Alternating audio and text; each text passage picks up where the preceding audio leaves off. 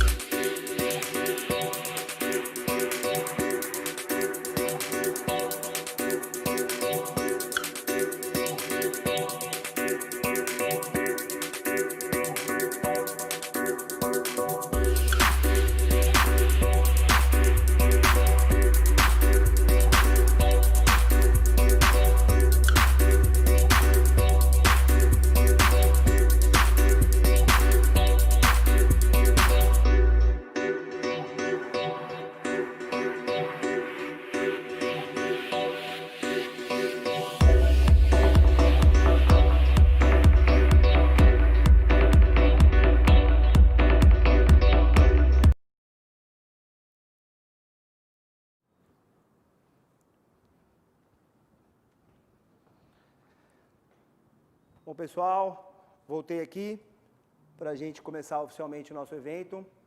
Já temos aí, o pessoal me disse que já temos mais de 100 pessoas na sala. Vamos só esperar nosso amigo aqui resolver aqui do lado que ele vai colocar a luz. É isso aí, partiu? Então, sejam bem-vindos a todos ao segundo Conexões Live do ano de 2020, da rodada de 9 eventos que a gente vai fazer.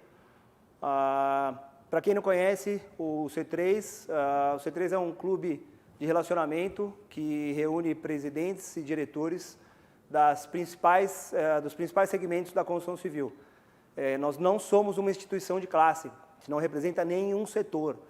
Nosso objetivo é conglomerar e aglomerar todos os nichos de mercado, tanto os fundos de investimento, quanto as incorporadoras, as construtoras, os grandes escritórios de arquitetura, os fornecedores. A nossa missão é construir um mercado mais unido e com um potencial de desenvolvimento tecnológico muito maior. A gente acredita que com as pessoas unidas e todos jogando juntos no mesmo sentido, a gente consegue crescer muito mais rápido e crescer de uma forma com uma tecnologia melhor, que é o que a gente precisa. Falando sobre o tema de hoje, é um tema que é muito importante, né? A gente tem aí grande parte da obra é realizada com esse produto, e o tema é o futuro do concreto e o concreto do futuro. Não vou me alongar muito aqui sobre o que nós vamos falar, porque eu sou zero especialista no assunto, mas a gente tem grandes painelistas aí que vão poder debater sobre esse assunto. Queria o primeiro agradecimento aqui fazer ao nosso patrocinador, Master, Concreserve, agradecer ao querido amigo Marcelo Novaes, e ele mandou para nós aí um recadinho em vídeo. Obviamente ele não pode estar aqui com a gente está todo mundo mantendo o distanciamento necessário, trabalhando todo mundo de máscara, e ele mandou um recadinho para nós. Solta o recadinho aí para nós. Olá, eu sou Marcelo Novaes, diretor comercial da Concreserve. Hoje estamos entre as maiores concreteiras do Brasil, fornecendo concreto de alta qualidade para grandes obras de infraestrutura e prediais do país, assim como pequenas e médias obras também. Dessa forma, nos orgulhamos em dizer que o nosso trabalho está diretamente ligado ao crescimento da nossa nação. A Concreserve, diante dessa pandemia, se preparou para garantir os mais altos níveis de segurança e prevenção para os nossos colaboradores e clientes e estamos com as nossas unidades totalmente ativas. Estamos patrocinando uma live cheia de conteúdo com os maiores especialistas do ramo para falar sobre o futuro do concreto e o concreto do futuro, organizado pelo pessoal do C3, porque precisamos nos preparar para o futuro e seguir construindo um país cada vez melhor e mais próspero. Um grande abraço a todos e fiquem bem.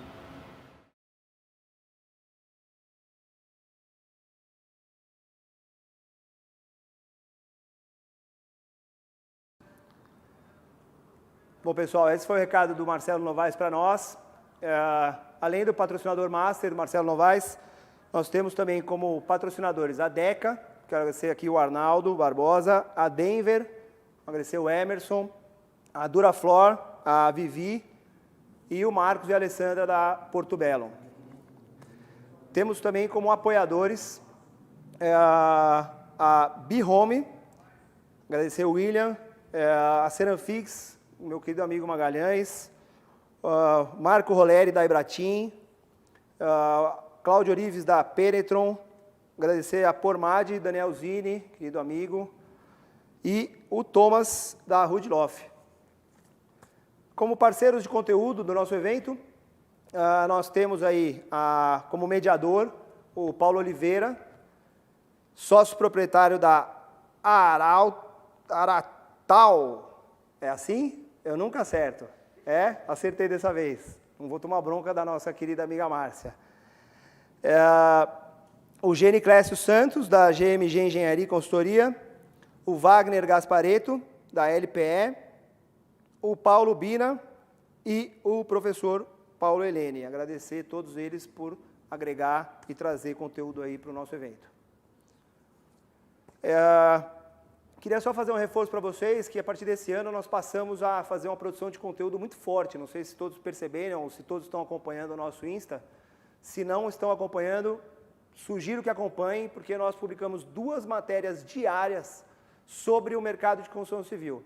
2 matérias extremamente atualizadas, 2 matérias extremamente dentro dos temas do momento e matérias produzidas pelo nosso núcleo de jornalismo. Então sigam o C3 nas redes sociais e acompanhem e fiquem por dentro das novidades do mercado.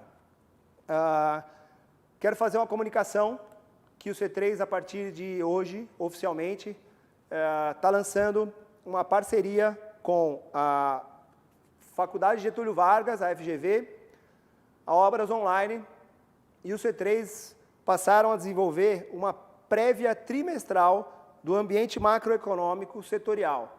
Então, a cada trimestre, nós vamos começar a publicar uma quantidade de dados muito relevantes, dados de investimentos por segmento, dados de viabilidade de projeto, etapa de construção, de todas as segmentações, residencial, comercial, industrial, infraestrutura, informações muito úteis e relevantes para a avaliação e análise preditiva do potencial do mercado. Então, a partir de amanhã, esse material vai estar no nosso site e a gente vai comunicar ele nas nossas redes sociais. Então, sem mais delongas, gostaria agora de convidar o nosso amigo Paulo Oliveira para abrir o nosso painel de debates. Paulo, com você.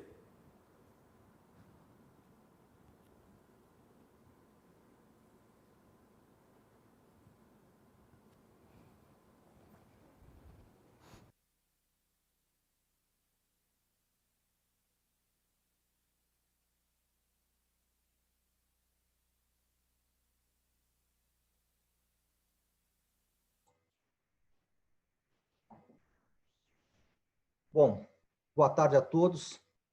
É um prazer estar com vocês. Eu agradeço o convite do C3, do Rodolfo, né?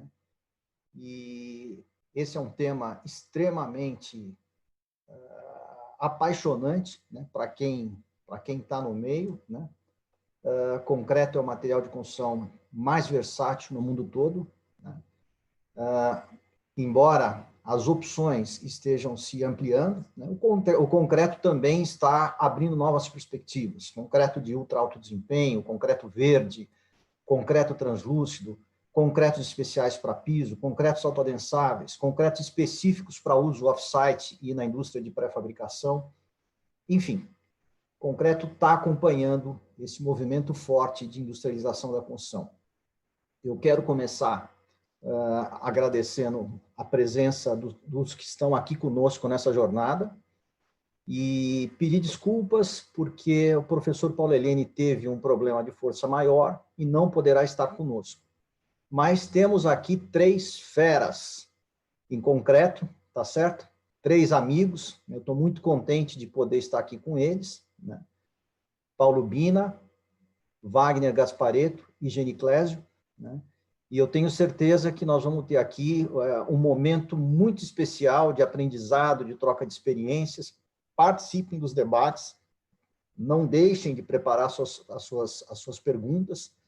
Eu vou estar recebendo essas perguntas aqui através da Renata, que está fazendo o trabalho de intermediar comigo. Eu não consigo acompanhar na tela, né, a quantidade de perguntas que vão entrar, mas quero deixar claro desde já que aquelas perguntas que, porventura, não puderem ser feitas aqui por uma limitação do tempo do nosso evento, serão respondidas. Eu tenho certeza que os painelistas terão prazer em respondê-las depois por e-mail, então não se preocupem com isso, mas espero que a gente consiga contemplar um número máximo possível de perguntas. Bom, para a gente não perder tempo, né, antes de iniciar o evento, eu quero começar logo, mas a gente achou que era um momento justo para fazer uma homenagem póstuma a grandes profissionais de tecnologia, patologia e terapia do concreto, né? E quero dizer para vocês que essa homenagem, lamentavelmente, não está acabada. Quando a gente decidiu fazer essa homenagem, a gente descobriu uma coisa difícil de assimilar, né? O Google é ótimo, a gente acha quase tudo que a gente quer, né? Então, há grandes nomes da engenharia, né, que se tornarão possivelmente perenes, eternos, pelos trabalhos que fizeram. E assim a gente descobriu. A gente encontrou muito trabalho de alguns profissionais, mas não encontramos a biografia deles, autores de livros importantes para estudo de engenharia, etc., né? Então, eu pediria que a gente colocasse esse vídeo para que vocês saibam alguns dos profissionais que a gente está destacando e peço contribuições para aqueles que puderem, para ajudar a gente a terminar esse vídeo, completando a biografia dos profissionais que a gente não conseguiu destacar ou até sugerindo outros nomes para a gente colocar nessa galeria. Por favor, o vídeo.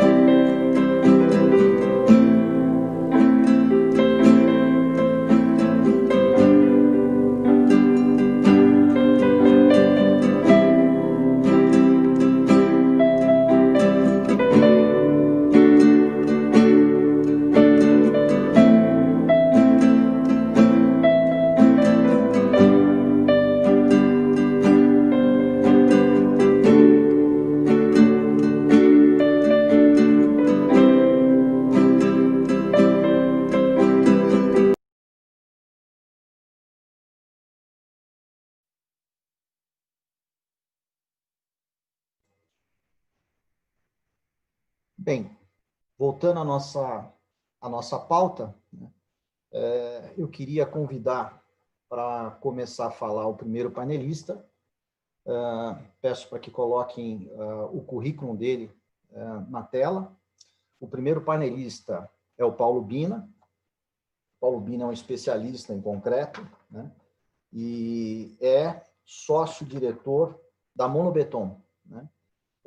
Os tópicos que ele vai abordar são bastante interessantes, mas eu vou, para não gastar o tempo de conteúdo dos panelistas, eu vou deixar ele mesmo contar sobre o que ele vai falar e nos dar o prazer aí de aprendermos um pouco mais do mundo do concreto, né, com esses 3 especialistas aí que vão nos brindar com suas ilustres presenças aqui. Paulo Bina, a palavra é sua. Obrigado, Paulo. Obrigado, Rodolfo. Tá? Obrigado ao pessoal do C3 aí que está nos ajudando a divulgar e produzir alguma coisa que possa colaborar com os colegas do mercado de concreto. Hoje a gente vai discorrer rapidamente sobre um tema que foi nos colocado como desafio, porque se diz o seguinte: futuro do concreto, tá certo? E o concreto do futuro. Então, pensando bem nisso, é que eu montei essas apresentações mostrando o seguinte, que, se puder passar, Carla, aí na sequência, por favor, a última obra que foi feita aqui no Brasil, que exigiu um grande pensar em um concreto diferenciado, foi o acelerador de partículas lá de Campinas, o Sirius, ok? Porque ele tinha exigências que estão ao lado na tabela, aí, junto com a foto aérea do empreendimento, exatamente como esse concreto pode ser diferenciado, como é que ele precisa ser trabalhado, ok, para que sejam cumpridas determinadas especificidades, ok? Nesse caso especificamente é o problema de vibração. A vibração que se tem limites é muito, muito restrita. Mas isso daí é que a gente vê exatamente uma discussão no próximo slide, que é assim, projetos, né? Ainda estava lendo esses dias, que dizem assim, os bons projetos são sustentáveis. Sim, porque eles são racionalizados em termos de materiais, de insumos e tudo mais, né? E os melhores projetos são responsabilidade, não só responsabilidade como engenharia, mas também como responsabilidade frente à sociedade, tá? Sustentabilidade, no meu ponto de vista, então, não é um grande aparato, mas sim são pequenas ações que você faz durante a obra, em termos de materiais, em termos de projeto e principalmente das boas práticas. Não adianta você fazer um bom projeto com os melhores materiais, a mais alta tecnologia, se depois, na fase de execução, você acaba tendo retrabalhos, perdas e tudo mais, ok? Isso é um dos aspectos que essa obra, especificamente do Sirius, nos ensinou e muito, ok? O pessoal todo envolvido nas várias etapas, que era a impossibilidade de retrabalho. Não dá para errar, não dá para jogar material fora, não dá para você refazer, não tem como refazer isso, tá? Ok? No próximo slide, nós vamos ver, então, que isso não é uma questão de hoje. Se vocês olharem lá no começo dos primórdios de trabalho, etc. e tal, há mais de 2000 anos, tá certo? Você teve uma cúpula que foi feita toda em concreto. Era uma necessidade? Não, era uma vontade, tá certo? Mas foi colocado o desafio e exatamente a engenharia e a arquitetura, que eram aliadas naquela época, conseguiam realizar. E ao lado vocês têm o Museu do Amanhã, que é um excelente resultado também da competência da engenharia nacional, ok? Para isso, então, vamos voltando um pouquinho atrás também, não tão distantes assim, mas no próximo slide nós vamos ver assim, no começo, quando se começou a ter concretos de mais alta resistência, né? Se chamou desse jeito, tá? Concreto de alta resistência. Depois, até por vários desses tecnologistas que o Paulo apresentou no filminho aí, como homenagem a eles, tá certo? Foi dito o seguinte, não é alta resistência, é alto desempenho. Mas o que é o desempenho? Né? Como definir desempenho? O que é o que eu quero do concreto para garantir aquele desempenho? Então, característica mecânica, resistência, módulo de deformação. Recentemente foi feito um concreto aqui na Marginal Pinheiros, está certo? Num prédio que está em execução, vigas de transição da 19ª laje, para em cima da 19ª laje subiu um prédio com mais 16 pavimentos, ok? Cujo módulo era extremamente elevado. Então, não é o problema da alta resistência.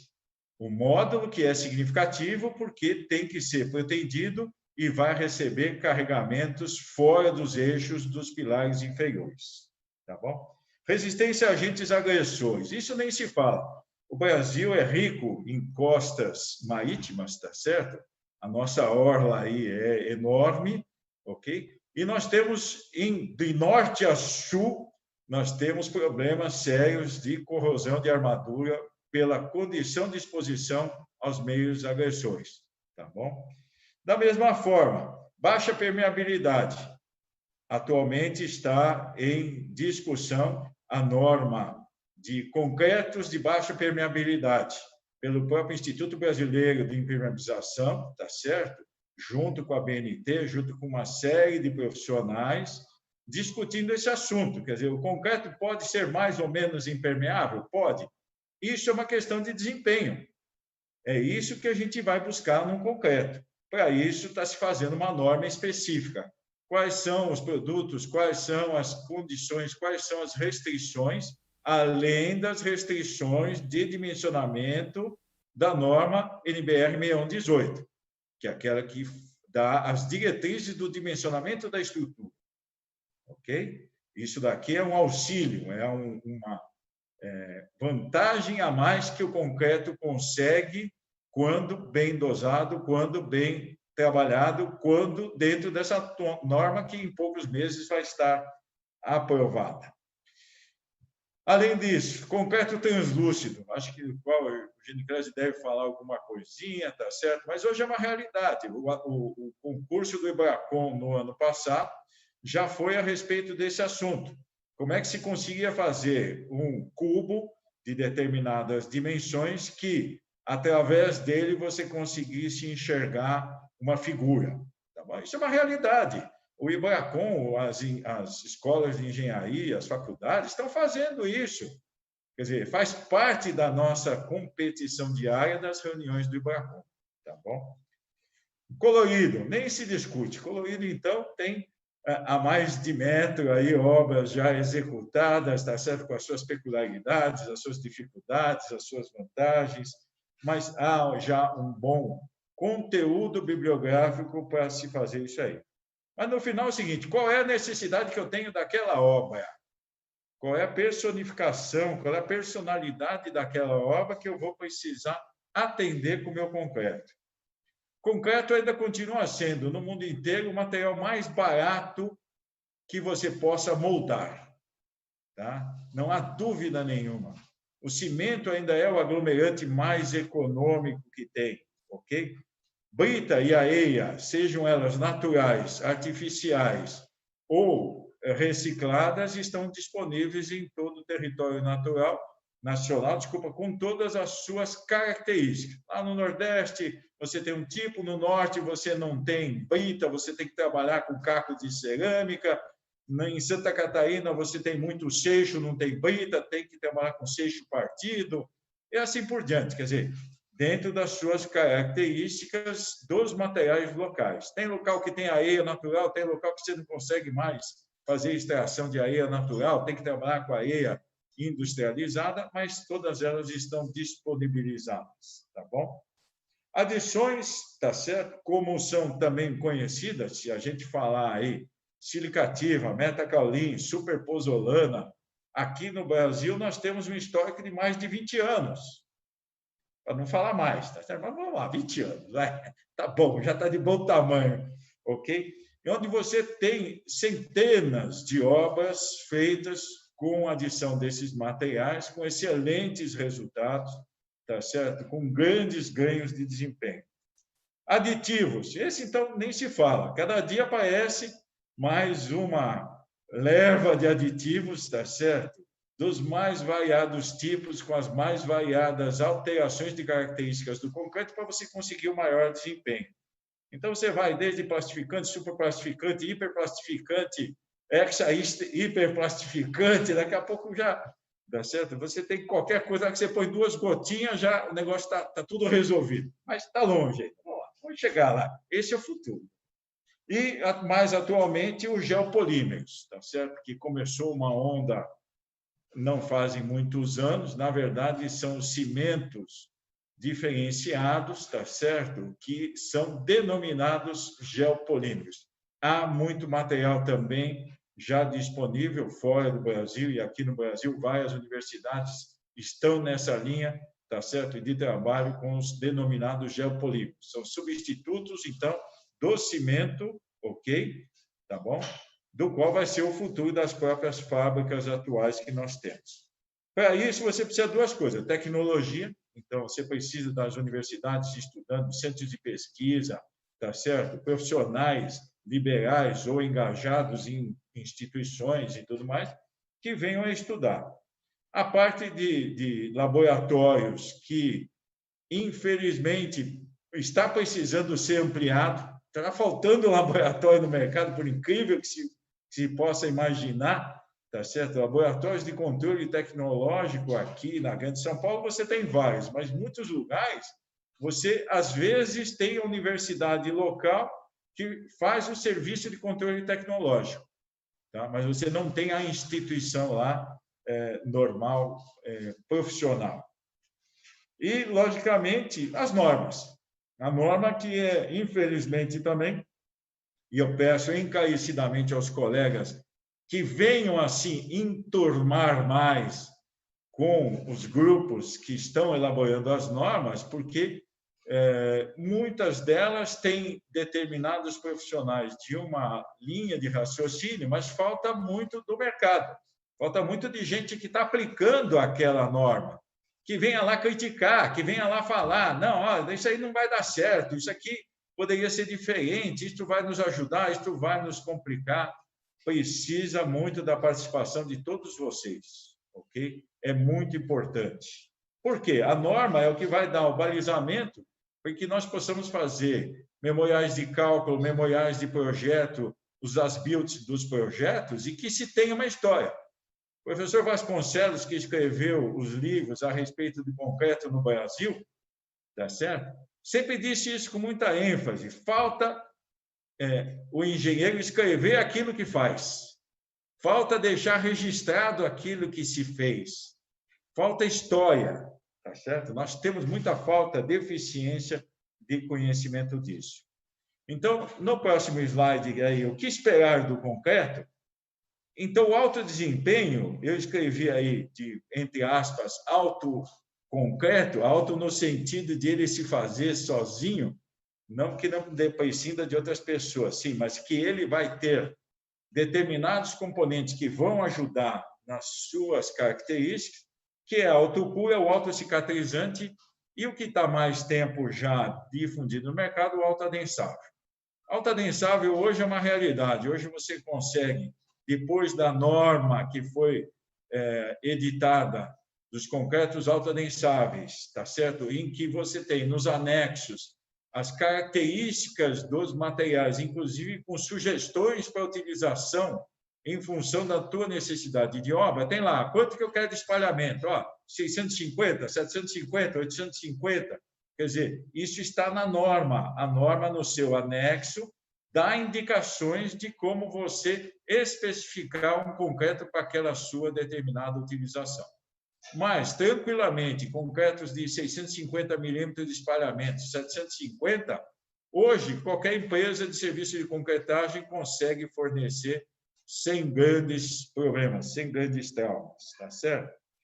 Autocicatrizante, há 2 linhas aqui fortes no Brasil, tá certo? As próprias indústrias de aditivos e adições estão se especializando nisso, ok?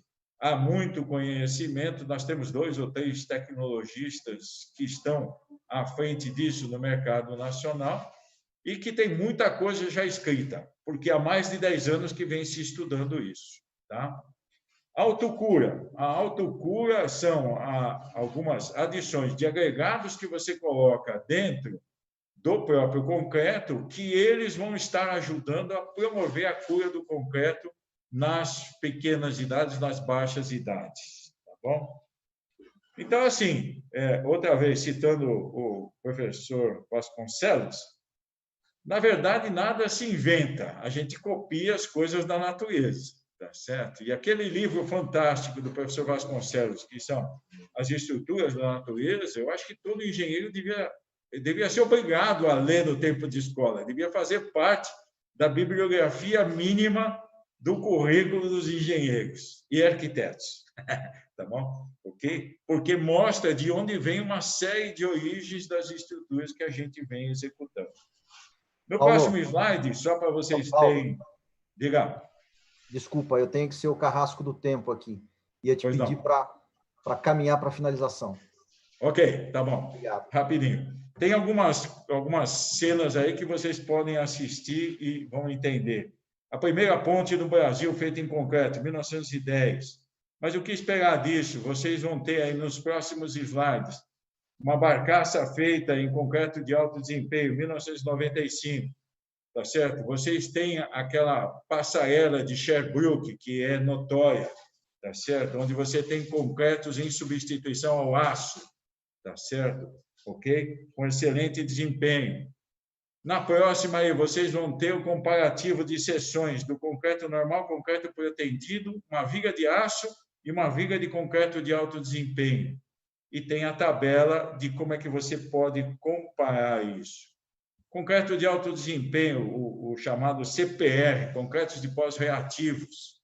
Vocês vão ver aí que tem um consumo de cimento alto, e mesmo assim ele continua sendo barato, porque o consumo dele na peça é muito baixo. Ok? Vocês têm aí algumas fotos sobre porosidade, capilaridade desses CPRs, tá certo?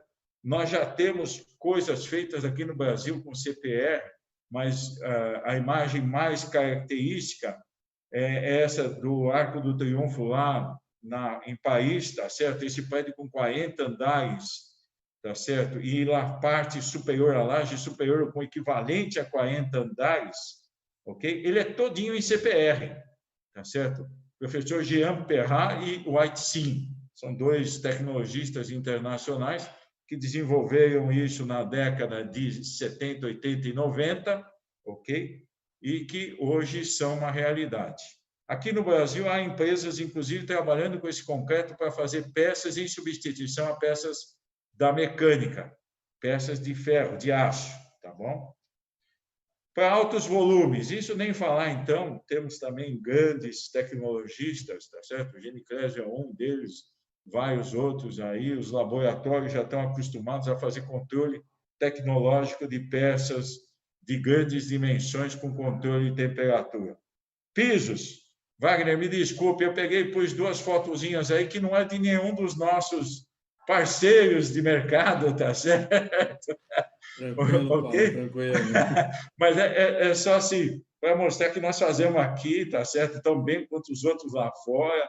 Os nossos pisos, pavimentos de concreto são exemplos em que os outros vêm se espelhar no que é feito aqui no Brasil. Tá certo? Corrosão de armadura, isso nem falar, então. Que tem de... Aí, doutor Paulo Sérgio é especialista em recuperação de estruturas, tá certo? Trabalhou muito tempo com isso, tem grande competência e sabe do que nós falamos, do que quanto custa retrabalhar. Concreto com borracha, tá certo? Pneus picados, inservíveis, que se transformam em agregado para você conseguir características de módulo de deformação baixo, para que seja deformável no impacto. Então, barreiras, New Jersey, nas rodovias, na Marginal do Tietê, em várias rodovias hoje já se utiliza, assim como em alguns pisos e pavimentos é interessante você trabalhar. Fibras é outra realidade. Por favor, nós estamos exatamente na fase de votação da norma de fibras. Tá certo? Ela está em processo de votação para ser também difundida, ser aprovada. Então, quem tiver interesse nisso, por favor, entre lá na BNT, CB18, tá certo? Normas em aprovação, normas de fibra, ok? Uma coisa só que é importante ressaltar, em termos de alto desempenho, vocês têm em seguida as duas obras, uma de 1988, que foi feita junto com o professor Epaminondas. Essa obra, essa foto é recente, a fachada dele está impecável. Ele não tem nem fuligem aderida, de tão baixa permeabilidade que tem, tá certo? E a outra que o professor Paulo Helene participou, com muito mérito a ele, que é o E-Tower, tá certo? FCK 80, mas que atingiu até 125 megapascal de resistência à compressão. Portanto, o concreto é atemporal, ok? Ele nem foi, nem é, nem será. Ele vai continuar sendo, tá certo? As Paulo, necessidades... Diga. Desculpa, o Carrasco tem que te pedir para finalizar, tá? Não, então, presumo que eu estou falando das conclusões.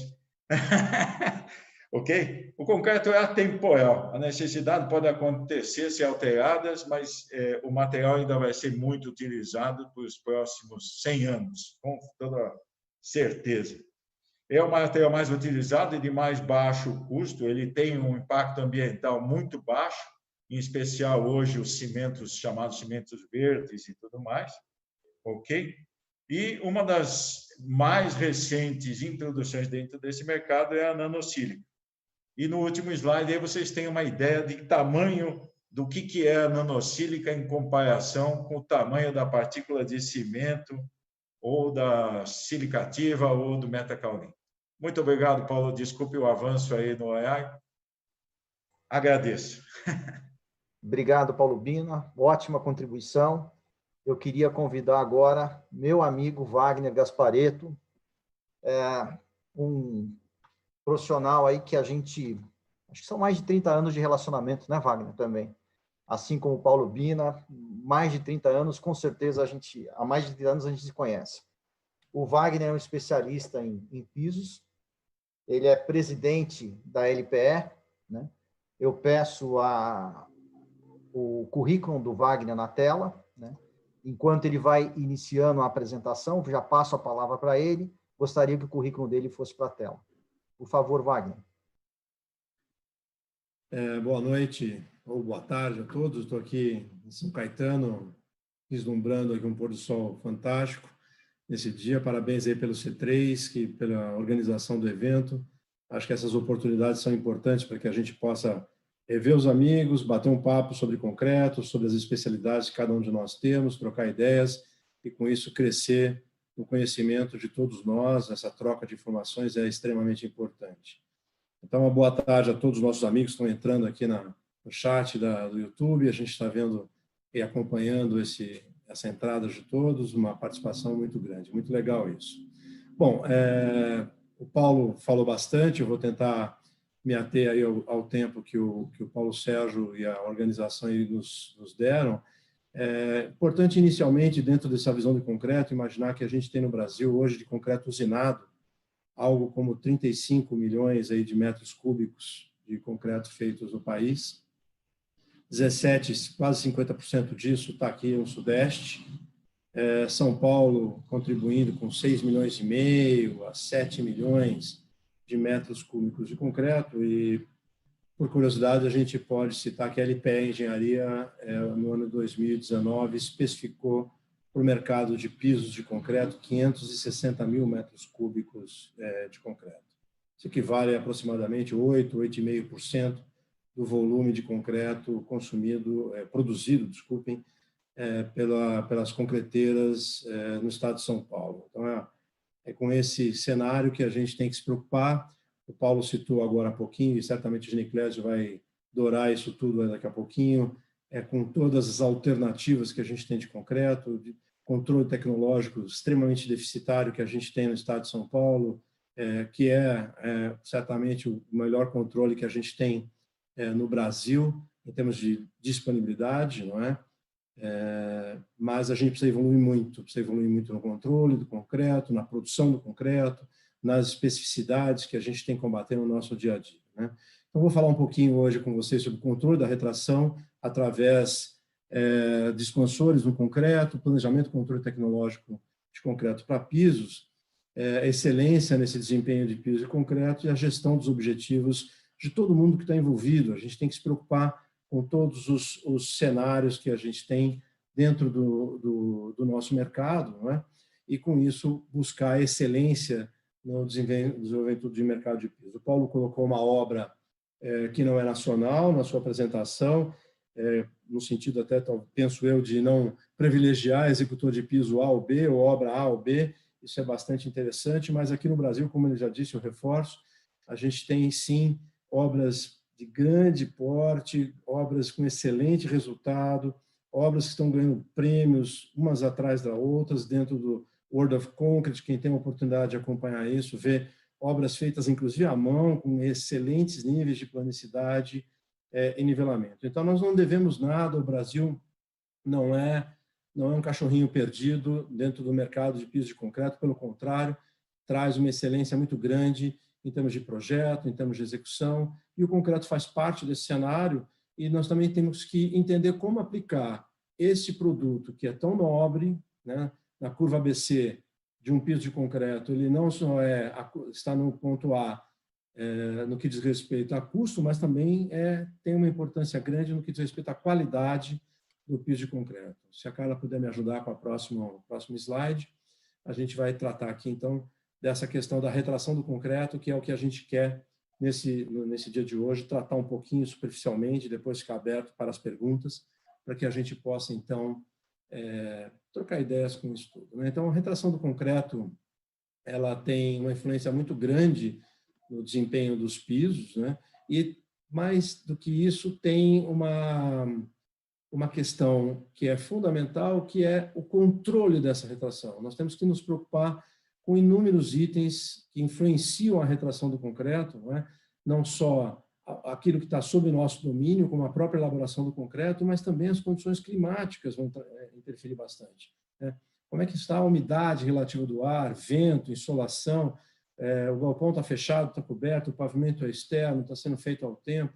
Tudo isso faz uma diferença muito grande quando a gente está fazendo todo o controle da obra, e todo o projeto que está sendo pensado para essa obra tem que ser considerado nessa condição. Preocupado um pouco com esse cenário. Então, a LPE Engenharia foi um vetor aí de desenvolvimento de conhecimento, e, através do Públio Pena Firme Rodrigues, que é nosso sócio, desenvolvemos um manual para falar sobre o concreto com uso de expansores, que podem ser dióxido de cálcio supercalcinado ou sulfonilato de cálcio, são os que hoje nós temos no Brasil disponíveis mais facilmente, não é? E em dezembro do ano passado, mais precisamente dia 3 de dezembro de 2019, nós fizemos um workshop em São Paulo para tratar especificamente desse trabalho de pisos industriais com concreto de retração compensada,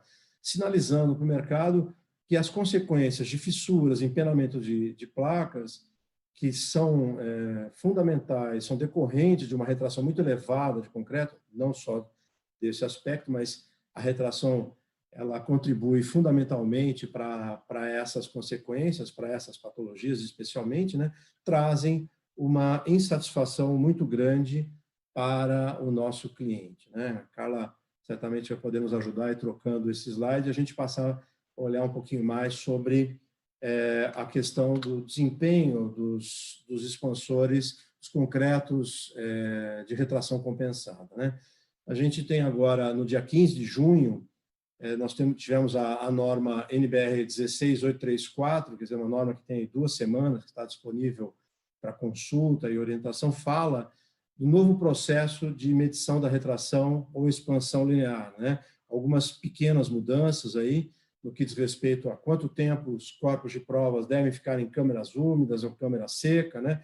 E uma preocupação muito grande que a gente sempre teve no mercado com a desmoldagem desse corpo de prova para que possa ser medido, então, a retração do concreto. Muitas vezes, no Brasil, se media com muita veemência a retração através da ASTM C157, que ela praticamente desprezava toda a retração do primeiro dia, 20 e poucas horas, né? Então, a 16834, ela corrige um pouquinho esse cenário e trazendo medições, começa a fazer a medição da retração do concreto com 12, mais ou menos 2 horas, o que nos dá uma verdadeira posição do que está acontecendo com esse concreto, né? Então, o concreto de retração compensada, se a gente ver aqui no gráfico, essa curva amarela, né, um concreto sem aditivo expansor, enquanto o concreto está com cura, ele não retrai, né? E na medida que eu tiro a cura do concreto, ele começa a ter a retração. No caso dos expansores, né, do uso do concreto de retração compensada, durante o tempo de cura, o concreto está expandindo. E essa expansão será tão maior quanto maior for a adição que eu tiver no concreto. 10 quilos, eu vou ter pouquíssima expansão, e provavelmente quando eu chego a 15, 20 quilos de produto dentro do concreto, eu tenho uma expansão que vai sendo compensada depois pela própria retração do concreto. Então, eu posso chegar a ter uma retração igual a zero nesse concreto, a depender do desenho que nós fizermos para esse concreto. Quais são as principais vantagens que a gente vai ter ao uso de concretos com retração compensada? Maior resistência do concreto, pela menor porosidade que ele tem, uma menor permeabilidade em decorrência dessa porosidade, né? Um item importantíssimo para os pisos de concreto, que é a redução das tensões de tração durante a fase de retração de concreto, né? Isso é fundamental para a gente. 30% a 40% maior resistência à abrasão. A LPA Engenharia, nós temos um equipamento que, na época, o Paulo nos ajudou muito, e aqui eu quero fazer uma menção, um projeto que o Paulo conseguiu para a gente, com base na norma britânica, e quero fazer aqui também uma menção ao meu pai, que, na época, desenvolveu toda a ferramental para desenvolver esse equipamento, e hoje a LPE tem à disposição do mercado, né? E a gente testou esses concretos com diferentes taxas de expansores, e nós temos resultados 30% a 40% maior de resistência à abrasão, né? Então, a redução de retração é o resultado mais importante que a gente espera dos concretos com retração compensada. A gente, durante esse período de estudo, de 2 a 3 anos que a gente tem feito dentro da LPE Engenharia, nós temos uma análise de aproximadamente uns 300 ensaios de retração compensada, com consumos de 8 até 15 quilos, né? Fundamentalmente nessa faixa de consumo. Então, nós podemos trazer os concretos tradicionais para piso, que tem retração na casa de 500 micrometros por metro, a retrações na casa de 150, 100 micrometros por metro, quando o concreto está muito bem ajustado. Isso é fundamental para que a gente tenha um controle de retração adequado, um desempenho operacional do piso bastante importante, a satisfação do cliente, de todos envolvidos, naturalmente, e o que é também bastante importante, sob o ponto de vista de recursos, né, é a gente não ter que fazer investimentos de recuperação no futuro, e como resultado de todo esse trabalho, a gente tem um controle efetivo do empenamento do piso, que pode redundar em fadigas e quebra desses pisos, né, ruptura estrutural dos pisos por fadiga ou por tensão excessiva que nós vamos ter nesses pontos. E a Carla, de novo, vai nos ajudar para que a gente possa apresentar para vocês um case que nós temos, que é uma obra da Global Logistic Properties, em Cajamar, que tem uma área interna de 96 mil metros quadrados, para que a gente possa entender bem o resultado do uso dos expansores, né? Nessa obra, nós fizemos as placas de concreto com 22,5 metros de dimensão, que era a modulação dos pilares da obra, e fomos acompanhando semanalmente a abertura dessas juntas, para que a gente pudesse entender na prática, não só em laboratório, o que era o resultado do uso do expansor para a operação, não só para o concreto, mas para a operação. Aí vocês têm à direita a medição dessa abertura de juntas, o mapeamento delas dentro do projeto, né? Esse concreto, a matriz de concreto, ela presumia uma abertura de juntas na casa de 11 milímetros, tá certo? No concreto para 500 micrometros por metro. E em um mês nós tivemos abertura de 4 milímetros dessas juntas de placas de 22,5 metros, o que representa 183 micrometros por metro. E dentro do período que tradicionalmente a gente tem referências de laboratório, de ensaios, de controle tecnológico, que são com 56 dias, praticamente 2 meses, a junta, nós tivemos aí aberturas de 5,5 milímetros, tá certo? Com isso, nós tivemos aí uma retração específica nesse projeto, com 248 micrometros por metro, 50% de ganho da abertura. Aqui tem uma observação bastante importante. A LPE tem uma preocupação muito grande com essa questão operacional. Nós fizemos, durante o ano de 2018, 2019, inúmeras reuniões com fornecedores de equipamentos de mobilidade dentro dos galpões, e eles são unânimes em informar que aberturas de juntas de 10 milímetros, né, como uma referência, o ideal seria números um pouquinho menores, na casa de 8 milímetros, mas 8, 9 milímetros, mas 10 milímetros nós teríamos aí manutenções bastante importantes das empilhadoras, dos equipamentos que fazem a movimentação dentro dos galpões. Então, se nós pudermos trabalhar com abertura de juntas que sejam menores do que 10 milímetros, isso é bastante importante.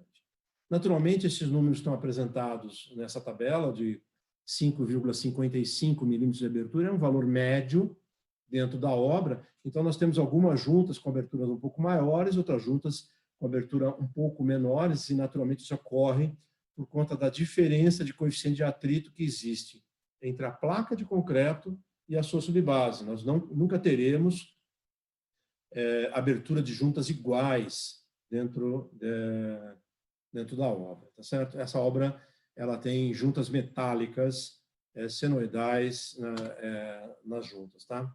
Bom, o Paulo comentou bastante sobre a questão normativa, isso é fundamental, e é importante que na formalidade, que eu pediria que a Carla mudasse o slide para a gente, né, para que a gente pudesse seguir um pouco mais, dentro desse controle, então, que a gente possa ter dentro da obra, que o Paulo estava citando, normativa, é importante que haja a participação de todos, mas não só a participação no desenvolvimento da norma. Nós temos que ter conhecimento dos processos normativos, das recomendações normativas, para que a gente possa fazer o controle tecnológico da obra, né?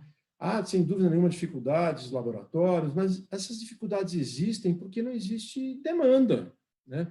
Na medida que a gente começa a ter um check, né, ou um double check do que a gente está fazendo na obra, nós começamos a ter resultados ainda mais primorosos e de valor agregado ainda maiores, né?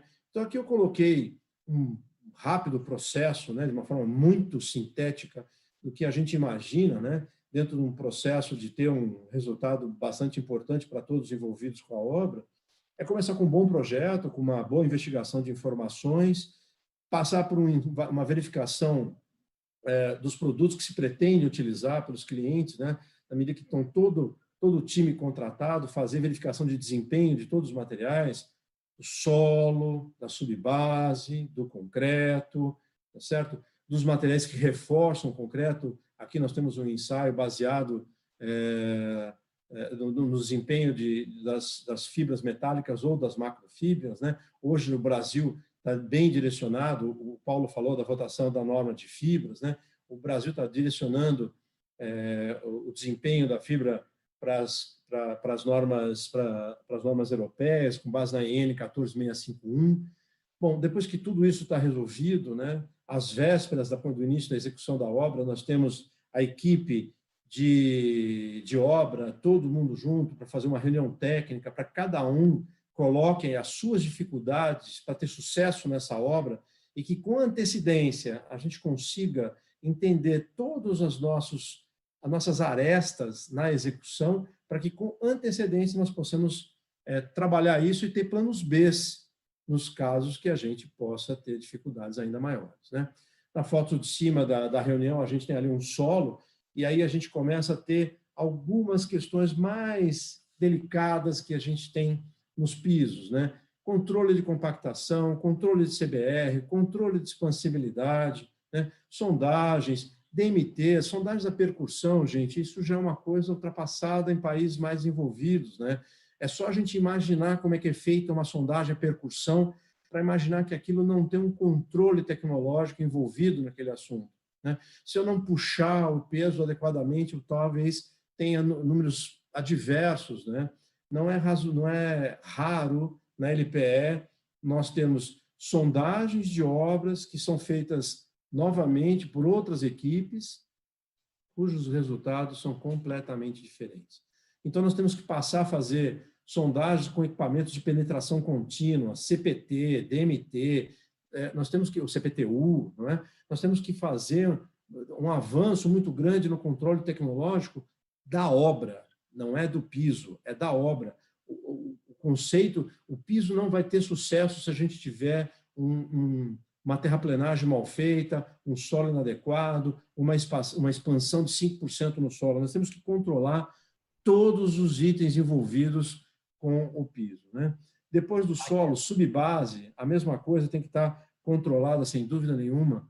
A execução de uma placa-teste para que a gente possa verificar se tudo que nós temos planejado, ela verdadeiramente está acontecendo na obra, né? E quando a gente vai começar a planejar a execução do projeto como um todo, né, nós temos que acompanhar a velocidade de vento, umidade relativa do ar, para que a gente possa sair fazendo a execução de uma forma primorosa, com todos esses controles, fazer a medição de planicidade e concluir com um empreendimento de qualidade, onde nós possamos ter um custo logístico muito baixo e, com isso, temos produtos a serem desenvolvidos, serem entregues para a sociedade num preço mais interessante de aquisição. Paulo, é isso que eu queria. Acho que a Carla tem um último slide para transferir, né?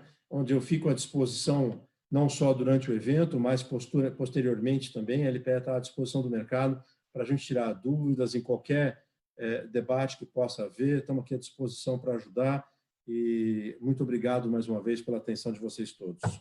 Paulo, com você. Wagner, muito obrigado. Excelente contribuição. Até a recuperação da memória. Eu já não me lembrava mais da máquina de abrasão que a gente desenvolveu. Que bom. Bons tempos. Quando eu falo desse assunto com meu pai, surgem algumas lágrimas no olho dele, assim, pela contribuição que ele pôde dar aí com o mercado de pisos, aí, com o desenvolvimento daquilo. Hoje, com 84 anos, está lá dentro de casa, fechadinho, né, em casa. Obrigado, Paulo, por lembrar disso. Que isso, obrigado você. Bom, muito bom. Agora uma fera no mundo dos aditivos, Geniclésio Santos, né? Ele é consultor e sócio da GMC, né? É um especialista em aditivos para concreto. Eu acho que fecha muito bem esse nosso painel, olhando para o futuro. O mundo está caminhando muito rapidamente também. Os aditivos são grandes auxiliares na produção de concretos com propriedades especiais, né?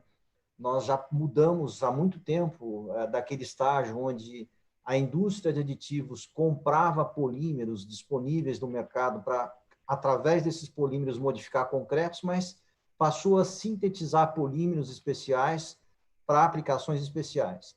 E o Geniclésio vai nos brindar agora com uma aula sobre isso. Certo, Geniclésio? A palavra é sua. Obrigado, Paulo. Se tivesse bastante tempo, a gente falaria muito de aditivo, mas a gente vai ter que ser um pouco resumido. Bom, gostaria muito de agradecer a oportunidade, dar boas-vindas a todos que estão participando. Estou acompanhando aqui do lado pelo YouTube também, estou vendo a boa participação e a boa interação nesse grupo que se uniu agora nesse final de tarde. Falar desse tema em poucos minutos tem que ser gênio. Não, é difícil. E ainda mais depois do que o Paulo, que o Wagner falaram, começa a ficar escasso o que falar para não ser repetitivo. Mas esse fato de entrar nessas questões dos aditivos e das adições é muito importante quando a gente fala do concreto do futuro e do futuro do concreto.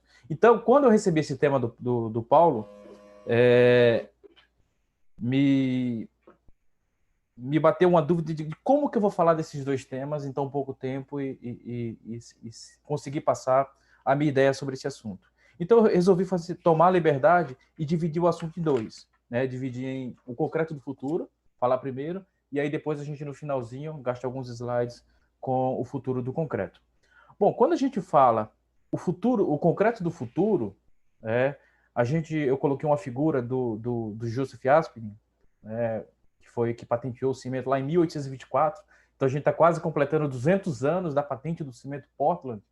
Então deve ser um evento muito comemorado no mundo todo. Então a gente vai ter um bicentenário de um material extremamente nobre. E quase 200 anos depois, tem gente usando esse material como se ele fosse qualquer coisa. Ele não é qualquer coisa. Ele precisa ter o seu devido lugar ao sol em termos de respeito quanto à utilização.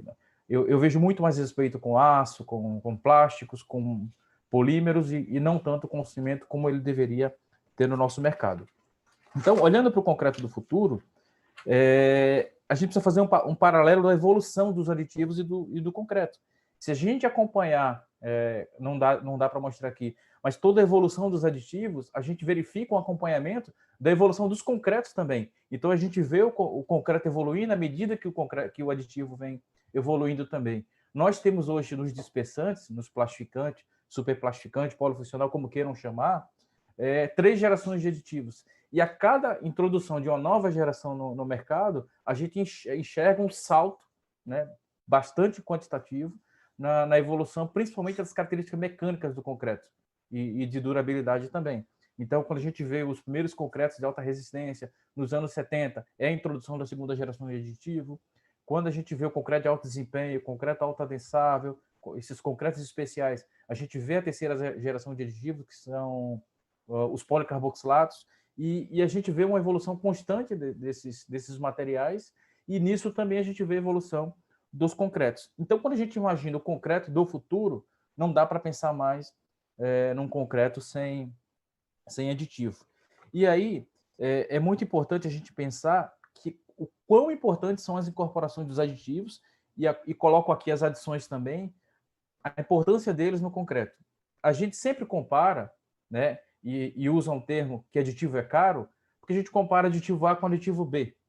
Se a gente comparar um concreto sem aditivo e um concreto com um determinado aditivo para uma determinada aplicação, ali é que a gente vai ver o real benefício desse aditivo.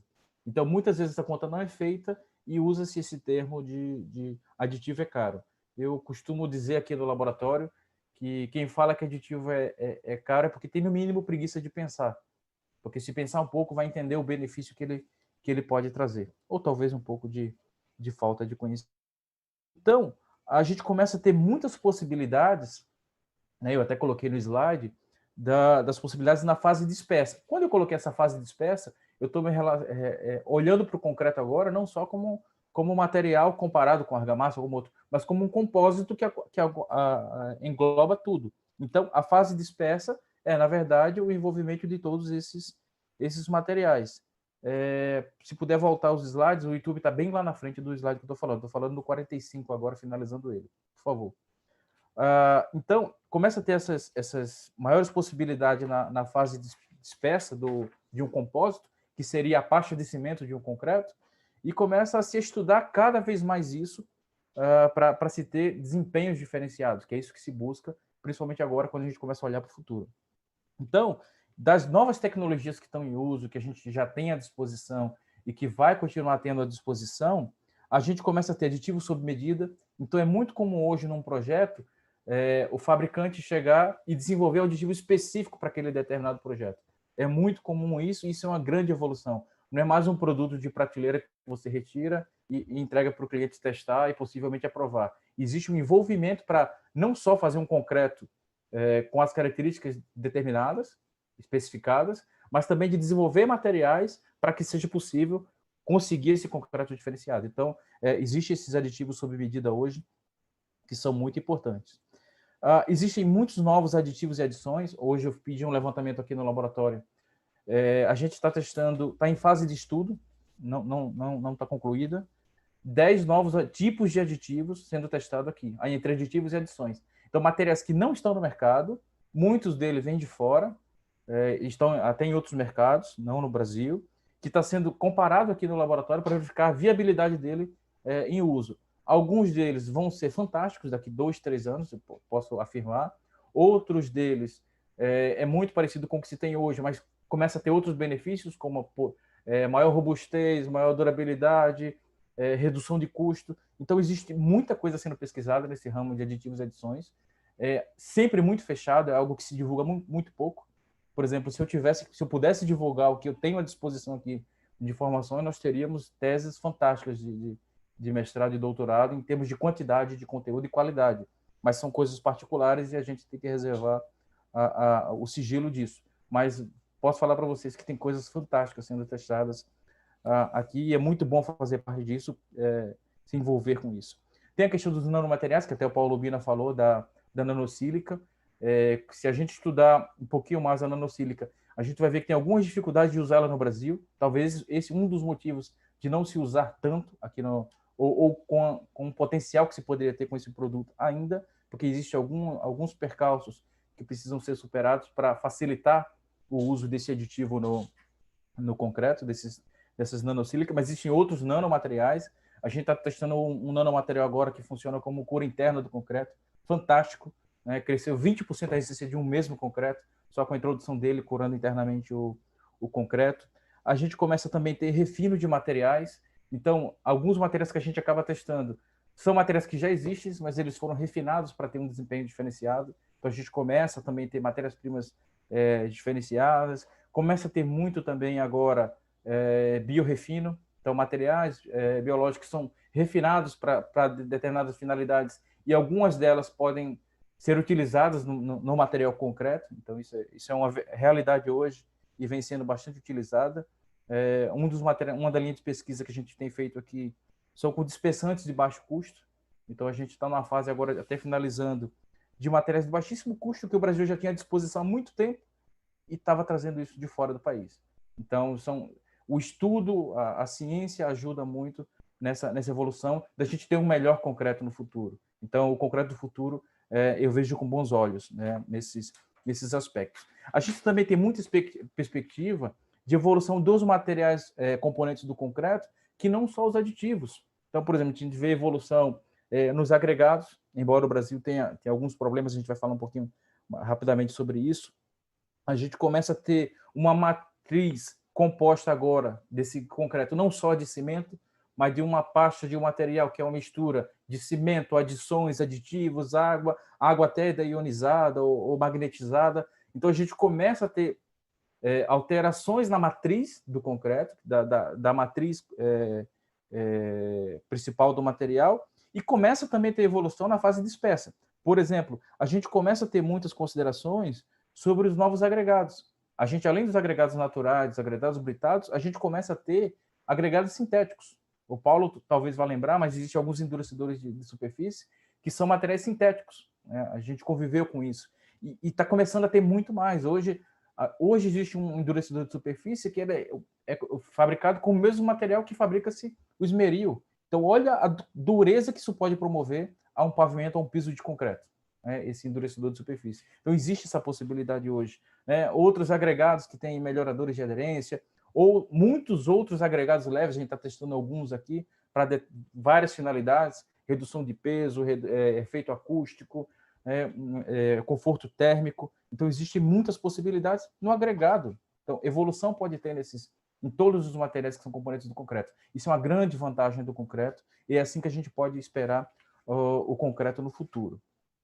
Quando a gente vai para o futuro do concreto, e aí eu deixei essa parte para finalizar a apresentação, aí essa me preocupa um pouco. E aí eu gostaria muito de fazer a comparação entre o Brasil e o mundo, né? O futuro do concreto no Brasil e o futuro do concreto no mundo. O Wagner fez uma ressalva muito boa, e o Paulo também, quanto aos laboratórios, né? Infelizmente, nós temos muitos rompedores de corpo de prova, e eles só são rompedores de corpo de prova porque o mercado exige que eles sejam rompedores de corpo de prova. Eles poderiam ser desenvolvedores de tecnologia, bons pesquisadores, e auxiliar os projetos gostei da figurinha do Wagner, e auxiliar nos projetos no avanço dos materiais. porque a gente tem muita situação que a gente faz o concreto do mesmo jeito que se fazia há 50 anos, sendo que a gente tem muita coisa a evoluir. Claro que eu não vi há 50 anos, né? Esses cabelos brancos aqui também eu pinto para dar um ar de mais velho. Brincadeira. Então, quando a gente começa a fazer esses comparativos de Brasil com o mundo, espanta. Eu viajo a Bolívia a cada 45 dias, aproximadamente, pré-pandemia, não sei como é que vai ser daqui para frente agora, e por incrível que pareça, eu vi esse concreto ciclópico. Eu não imaginava, em 2018, que eu vi isso, de ver concreto ciclópico, uma fila indiana de baixinhos, com um peso, talvez uma rocha do seu próprio peso, carregando para fazer o concreto ciclópico. Né? E graças a Deus vi agora também na Bolívia, semana passada, estou fazendo um acompanhamento de um projeto à distância. Imagine, acompanhar um CCR online, é muito complicado. Mas aí, uma barragem de CCR próximo a essa outra de concreto ciclópico. Então, já vejo uma evolução. Né? Essa de ciclópico poderia ter sido de CCR, mas é que a mão de obra ainda é muito mais barata também do que os equipamentos. Então, quando a gente começa a comparar o Brasil e o mundo, vamos falar primeiro do Brasil, a gente vê uma evolução, né? A gente vê uma grande evolução, em específico, na aplicação e no controle de qualidade. Então, a gente enxerga tudo isso, mas é como o Paulo Bina e o Wagner bem falaram, muito especificamente, né? Pontualmente, não são todos os projetos que têm essa mesma evolução na aplicação e no controle de qualidade. Então, a gente tem contradições gigantescas no país. A gente tem referências em materiais, cimentos com altos teores de adições. Eu adorava fazer um comparativo América Latina, porque sempre o Brasil ganhava com o CP3, né, dos outros cimentos. E aí estava todo mundo feliz com 7 dias, 28, pô, o CP3 brasileiro, passava todo mundo, era fantástico. Esse comparativo era semestral, onde trabalhei no passado. E aí, quando a gente ia para os materiais, a gente acabava tendo que mandar para esses comparativos, uma areia rica em matéria orgânica, que era o que estava sendo utilizado no Brasil. A gente não poderia fazer algo diferente do que estava sendo aplicado. Né? Hoje, a cada 5 ensaios de matéria orgânica em areia, 2 ou 3 da matéria orgânica elevada, acima do permitido.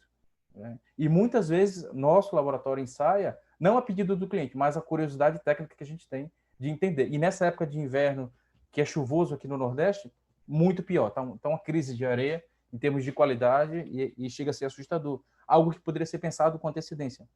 Não é difícil fazer um estoque de areia.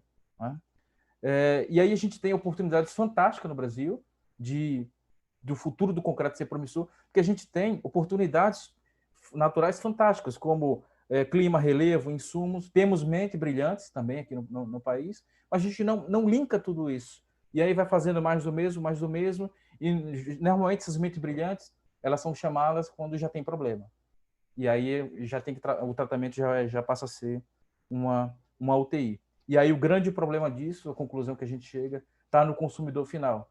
Quando o Wagner, quando o Paulo falaram da norma, eu participei agora da revisão da norma de aditivos, foram 3 anos de muito trabalho. O grande problema é trazer para uma reunião de norma o consumidor final, e quem deveria ser o maior interessado numa situação como essa. E quando a gente olha para o futuro do concreto no mundo todo, a gente enxerga que eles têm as mesmas possibilidades que a nossa, porque hoje a tecnologia não é exclusiva de ninguém. Né? A gente enxerga que outros países já usam o concreto como indicadores de crescimento. O Brasil ainda não faz isso, e poderia, pelo tanto de infraestrutura. A gente não está ainda fazendo concreto ciclópico, é raro de se ver, principalmente em uma represa de concreto ciclópico, a gente não vê mais no Brasil, mas também não está avançado de usar indicadores econômicos de crescimento voltados para o volume de concreto produzido no país. Né? A gente está bem no meio termo. Só finalizando aqui, Paulo. E aí a gente começa a pensar o concreto como compósito, a gente avança. Se pensar o concreto como sempre se pensou, como uma mistura de alguns materiais, a gente vai sempre patinar. E essa foto que eu coloquei no último slide aqui para ilustrar, que parece um cara que está retirando um enxame de abelha, não é. Isso é um pesquisador, é o Alisson Medeiros, lá da Paraíba. Ele descobriu que na Paraíba existiu a primeira fábrica de cimento da América Latina. Algo que até o ano passado era acreditado a Cuba como a primeira fábrica de cimento da América Latina. Não é. Foi aqui próximo de João Pessoa, em Santa Rita, a primeira fábrica de cimento, que produziu por 6 meses cimento Portland. Então, essa era a minha contribuição. Desculpe pelos minutos ultrapassados, e estou à disposição não só para as perguntas agora, mas o que vier pela frente, Paulo, pode convidar, nem precisa me perguntar. A resposta é sim. Obrigado. Obrigado, Geniclésio, excelente. Espero que todos aí estejam se divertindo e curtindo esse evento como eu, porque conteúdo riquíssimo, né? 3 feras, como eu disse no começo e prometi para vocês. Então, estou muito contente por isso. Bom, as perguntas estão chegando. Eu quero repetir que aquelas que, porventura, não puderem ser respondidas por falta de tempo, o serão depois por e-mail, né? Tenho certeza que todos os painelistas terão prazer de responder as questões que a gente não conseguiu abordar aqui. E eu queria começar com uma primeira provocação, que é um assunto que sempre me incomodou, e eu acho que gostaria que o Geniclésio falasse sobre esse tema, né?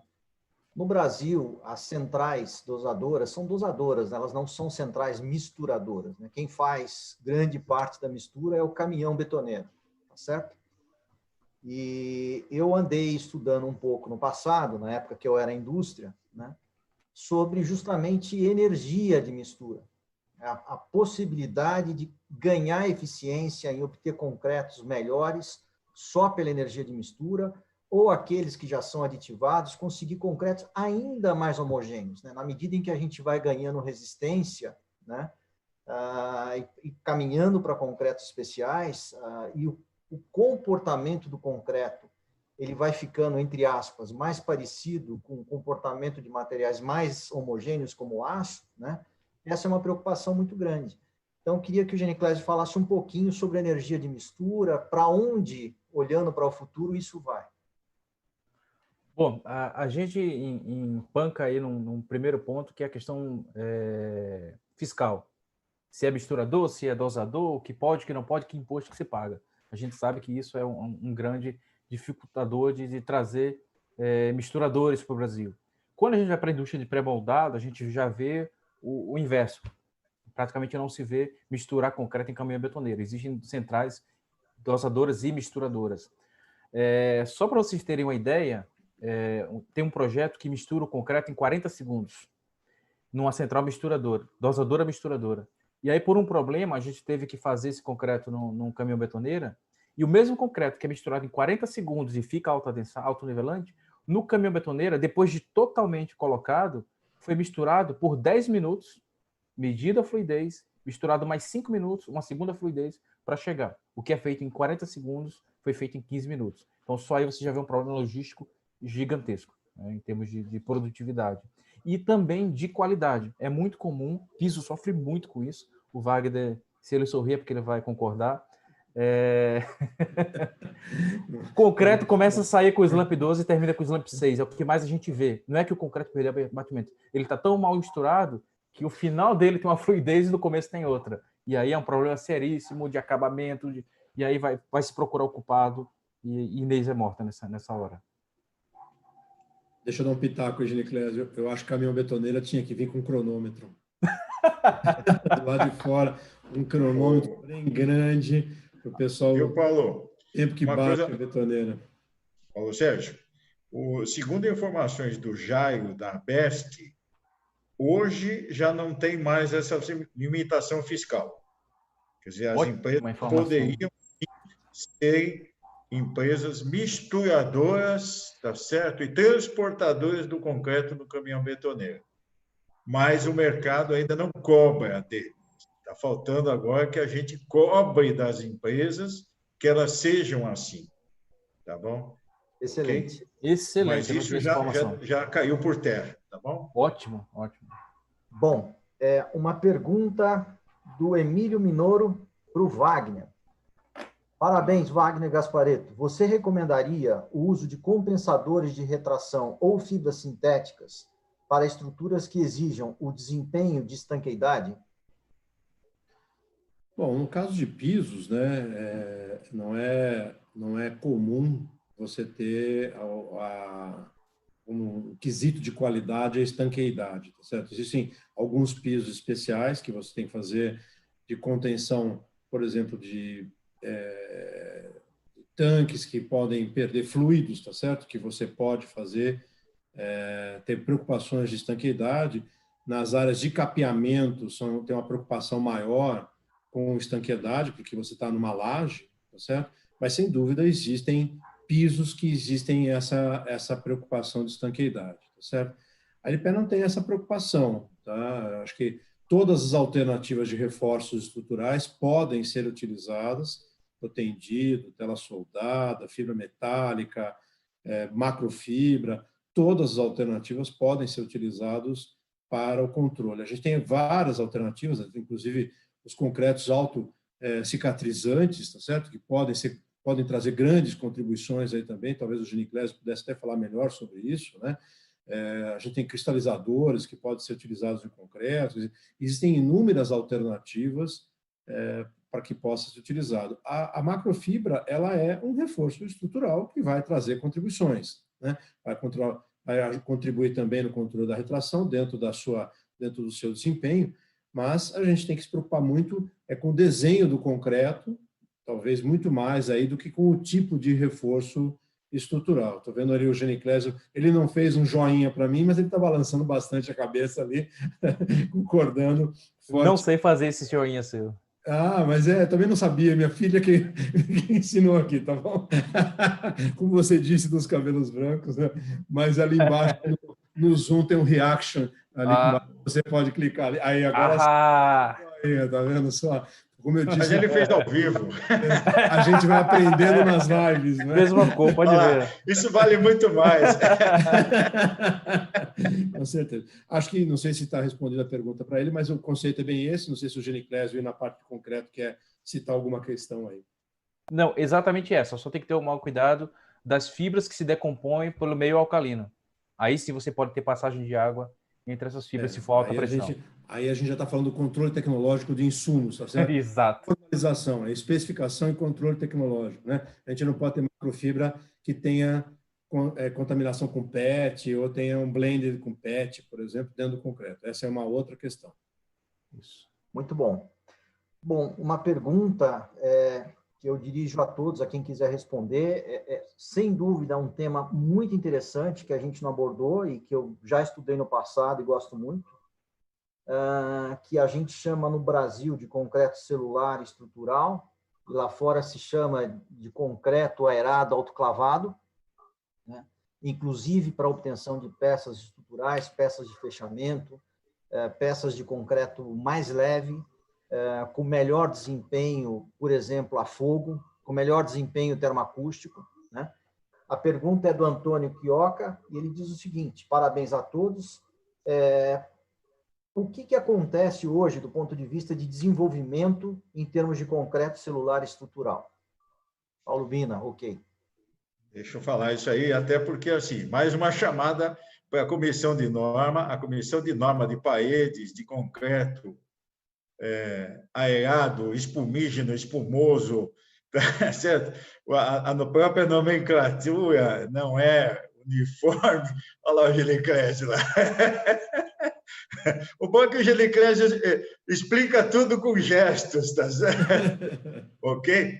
Mas essa norma está atualmente em elaboração, que são as paredes moldadas em concreto com incorporação de ar.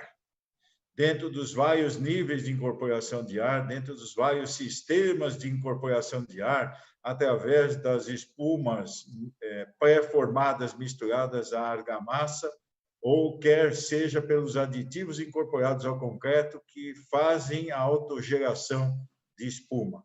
Por favor, participem. Ok? Tem muita coisa a se discutir. Tá bom? Muito bom. Só para complementar, Paulo, hoje existe uma infinidade de produtos que podem ser incorporadores de ar. E isso, às vezes o excesso passa a ser um problema. Que aí você começa a comparar laranja com banana, tem produtos que dependem somente da colocação dele no concreto ou na argamassa, tem produtos que dependem da energia de mistura, tem produtos que tem que ser formado de espuma fora, depois adicionada ao concreto. Então, existe uma infinidade, tem que se estudar muito bem. Não adianta uma semana antes da concretagem querer desenvolver uma argamassa específica ou um concreto específico, vai ser complicado. Perfeito. Mas esse é um assunto que a gente deveria aprender um pouco mais com a Alemanha e com os países nórdicos, que são muito bons nessa área de especialidade. e falta aqui no É país. importante, né? Para Não, os empreendedores aí, eu acho que vale a pena olhar para isso, né? Viu, Paulo? Principalmente se a gente julgar que o nosso ambiente é extremamente inóspito para a habitabilidade, tá certo? Nós temos regiões muito quentes, muito úmidas ou muito frias, muito secas. Quer dizer, nós temos uma diversidade de climas no nosso ambiente que mereceriam todas essas tecnologias estarem muito bem resolvidas, tá certo? Exatamente. É como eu falei, a gente tem muita oportunidade natural. É isso mesmo. Muito bom. Samuel Souza para o Wagner.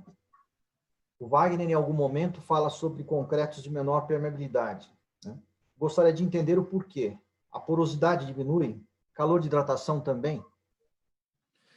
Então, os resultados que a gente tem de concreto com retração compensada, eles realmente têm uma porosidade menor, né?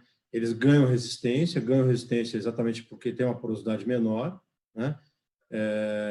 Com isso, a gente tem uma condição melhor para o concreto. A resistência à abrasão, como eu disse inicialmente, né? Até falamos aí do equipamento da norma britânica, tá certo? Ele tem também trazido uma contribuição bastante grande por conta desse fechamento da superfície que acontece com o uso da retração. Nós tivemos uma obra muito curiosa, Paulo, que a gente tem a oportunidade de visitar, não vou citar o nome porque vai gerar questões comerciais relativas à empresa, tá certo? Mas essa obra foi feita com óxido de cálcio supercalcinado. Metade da obra é uma área de 8 mil metros quadrados, ela é uma área comercial, então aberta à visitação, qualquer um pode visitar. Metade do galpão foi feito com concreto de retração compensada e metade da obra foi feito sem o concreto de retração compensada, né? Os resultados são visíveis, o resultado de abrasão com os mesmos materiais, com o mesmo cimento, com a mesma brita, né? Dentro do mesmo ambiente, tá certo? São bastante diferentes, né? Então, assim, não é que nós teremos um concreto impermeável, tá certo? O que nós temos é uma redução da porosidade, com isso podemos ter uma impermeabilidade um pouquinho maior, mas não é um concreto impermeável. O concreto impermeável é outra disciplina, tá certo? É outra questão para ser tratado aí com outros tipos de produto, né? Muito bom. Agora uma pergunta do Emílio Minoro e também da Patrícia Magalhães. Obrigado, Patrícia, minha amiga, pelo prestígio. Paulo Bina, fantástica a sua apresentação. Poderia comentar sobre os desafios na elaboração do concreto do projeto Sirius? Módulo extremamente alto, 60 gigapascal?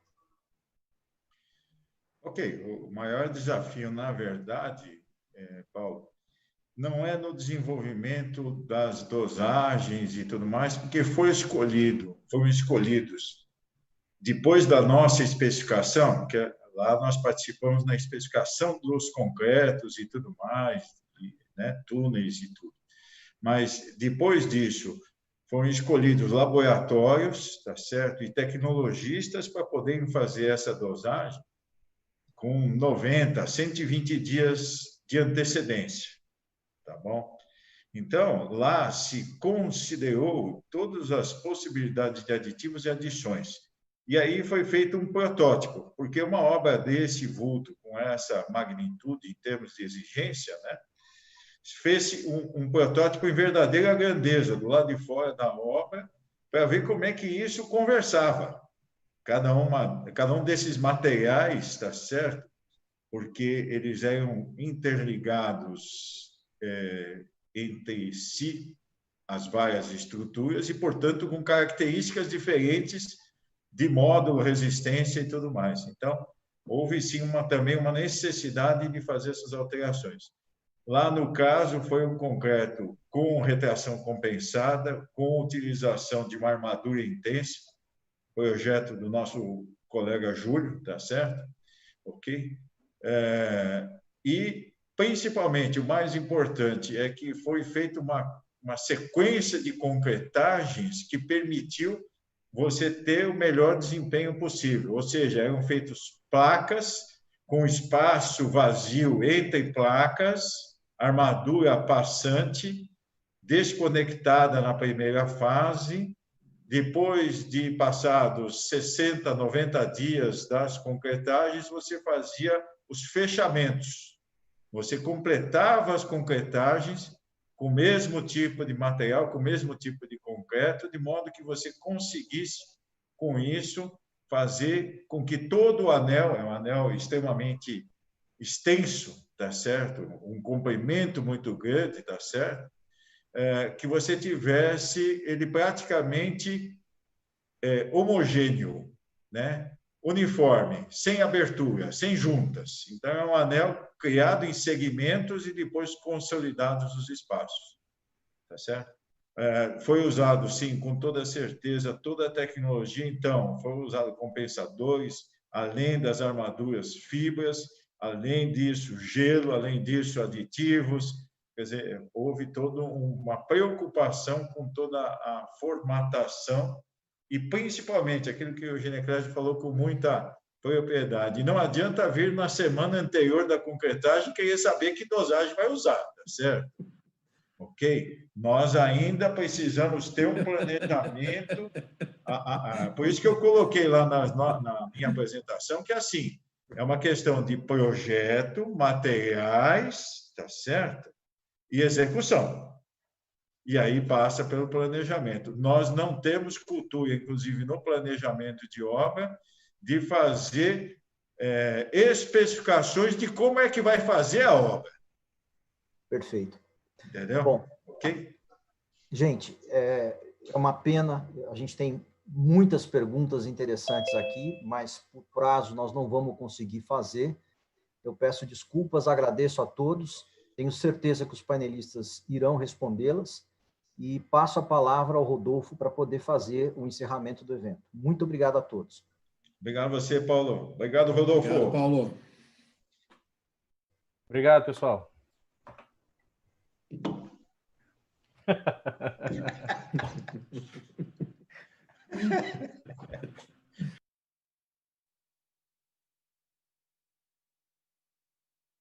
Demais mesmo. A gente... Estou sem áudio? Vamos lá. Vamos seguir, então. O pessoal gostou bastante. Bastante pergunta. Quero agradecer a vocês mesmo, do fundo do coração, por ter participado com a gente. Obrigado a vocês aí que participaram também, que interagiram conosco. A gente teve um pico aí de 300 acessos simultâneo e mantivemos mais ou menos isso daí. Isso é sinal de que o conteúdo é bom, o conteúdo é de qualidade. Obrigado a todos que participaram e um grande abraço. Até a próxima.